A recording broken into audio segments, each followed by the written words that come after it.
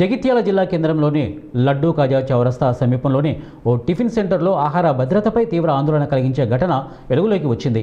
సదరు టిఫిన్ సెంటర్లో ఓ కస్టమర్ 3 ప్లేట్ల టిఫిన్ పార్సల్ తీసుకొని ఇంటికి వెళ్ళగా పార్సల్ను ఓపెన్ చేయగా చట్నీలో బొద్దింక ప్రత్యక్షమైంది. ఈ ఘటనతో తీవ్ర షాక్కు గురైన కస్టమర్ వెంటనే టిఫిన్ సెంటర్ యజమానిని నిలదీశారు. జగిత్యాలలోనే గత 15 రోజుల క్రితం మరో టిఫిన్ సెంటర్లో బల్లి ప్రత్యక్షమైన ఘటన ఇంకా ప్రజల మధ్యలో మర్చిపోకముందే ఇప్పుడు మరోసారి ఇలాంటి ఘటన జరగడం తీవ్ర చర్చనీయాంశంగా మారింది. వరుస ఘటనల నేపథ్యంలో జగిత్యాల ప్రజలు బయట టిఫిన్ చేయాలంటేనే జంకుతున్నటువంటి పరిస్థితి నెలకొంది. సంబంధిత అధికారులు ఆహార తనిఖీలు చేపట్టాలని, కఠిన చర్యలు తీసుకోవాలని ప్రజలు కోరుతున్నారు.